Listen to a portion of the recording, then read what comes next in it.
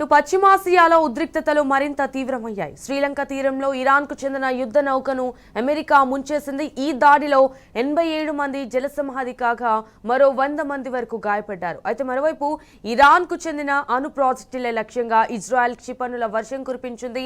America consulate భవనాలే target గా Iran అయితే విరుచుకుపడింది. యుద్ధం మొదలైనప్పటి నుంచి ఇప్పటి వరకు ఇరాన్లో 1145 మంది మరణించినట్టు ఆ దేశ అధికార వర్గాలు తెలిపాయి.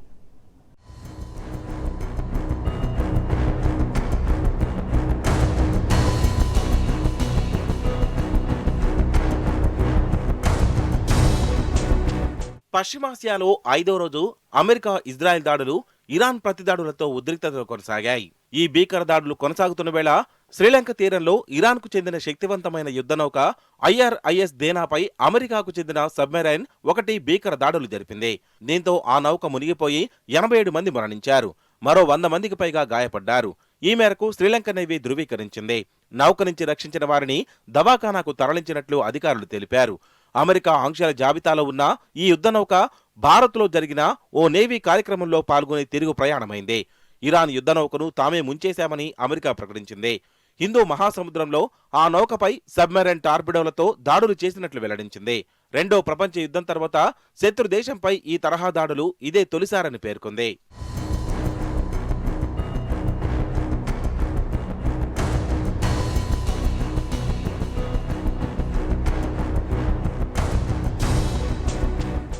ఇరాన్పై ఇజ్రాయెల్ దాడులను మరింత తీవ్రతరం చేసింది. టెహ్రాన్ సరిహద్దుల్లోని మింజా దెహైలో ఇరాన్ ప్రభుత్వం రహస్యంగా ఏర్పాటు చేసిన భూగర్భ అణు ప్రాజెక్టుపై ఇజ్రాయెల్ రక్షణ దళం దాడులు చేసింది. మరోవైపు ఇరాన్లోని ఇస్ఫహాన్ అణు కేంద్ర సమీపంలో ఇజ్రాయెల్ భీకర దాడులు జరిపింది. ఖమేనీ మృతి నేపథ్యంలో ప్రతీకారేచ్ఛతో రగిలిపోతున్న ఇరాన్ ఇజ్రాయెల్కు సాయం చేస్తున్న అమెరికా ఎంబసీ భవనాన్ని లక్ష్యంగా దాడులను ముమ్మరం చేసింది. దుబాయ్లోని అమెరికా కాన్సులేట్పై డ్రోన్ దాడులు జరిపింది. సౌదీ అరేబియా రాజధాని రియాద్లో యుఎస్ ఎంబసీలో ఉన్న సెంట్రల్ ఇంటెలిజెన్స్ ఏజెన్సీ స్టేషన్పై ఇరాన్ 2 డ్రోన్లతో దాడులు చేసింది. సౌదీలోని రాస్తానూరా ఆయిల్ కేంద్రంపై మరోసారి ఇరాన్ డ్రోన్ దాడులు జరిపింది. అమెరికా సాయంతో యుఏఈలో ఏర్పాటు చేసిన ప్రపంచంలోనే అత్యంత ఖరీదైన థాడ్ గగనతల రక్షణ వ్యవస్థను తమ క్షిపణులు అత్యంత ఖచ్చితత్వంతో కూల్చేశాయని ఇరాన్ పేర్కొంది. యుఏఈకి రక్షణగా ఫ్రాన్స్ రఫేల్ జెట్లను మోహరించినట్టు తెలిసింది. తుర్కియా మీదకు ఇరాన్ ప్రయోగించిన క్షిపణిని నాటో కూల్చేసింది.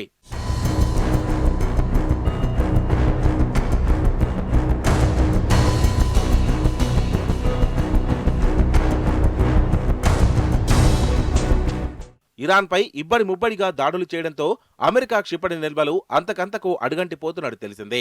శత్రు దేశపు డ్రోన్లు, క్షిపణులను కూల్చేసే ఇంటర్సెప్టార్ క్షిపణులు, గైడెడ్ మిసైల్ డిస్ట్రాయర్లు నిల్వలు పడిపోయినట్లు పెంటగాన్ తెలిపింది. ఈ మేరకు రూపొందించిన ఓ నివేదిక లీక్ అయింది. క్షిపణి నిల్వలు తగ్గుతున్న వేళ అత్యవసర సమావేశానికి ట్రంప్ ఆదేశించారట. మరోవైపు హర్మోజ్ జలసంధిని మూసివేస్తున్నట్లు ఇరాన్ ప్రకటించడంతో ప్రపంచ దేశాల్లో చమురు భయాలు నెలకొన్నాయి. ఈ క్రమంలో అమెరికా అధ్యక్షుడు ట్రంప్ కీలక ప్రకటన చేశారు. హర్మోజ్ గుండా వెళ్లే చమురు నౌకలకు అవసరమైతే అమెరికా నేవీ రక్షణ కల్పిస్తుందని హామీనిచ్చారు.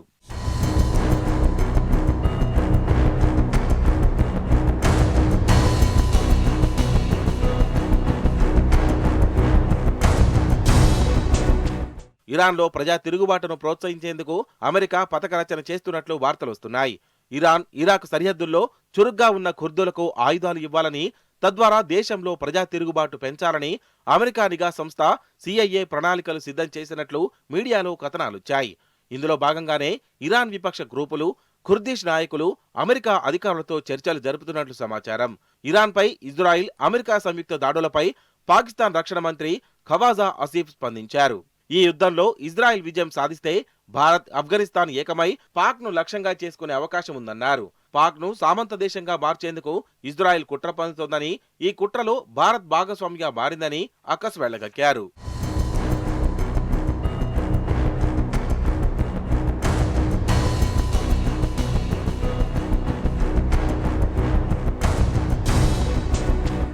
ఖమేనీ మరణానంతరం ఇరాన్ పగ్గాలు ఎవరు చేపట్టబోతున్నారన్న చర్చ పెద్ద ఎత్తున కొనసాగుతుంది.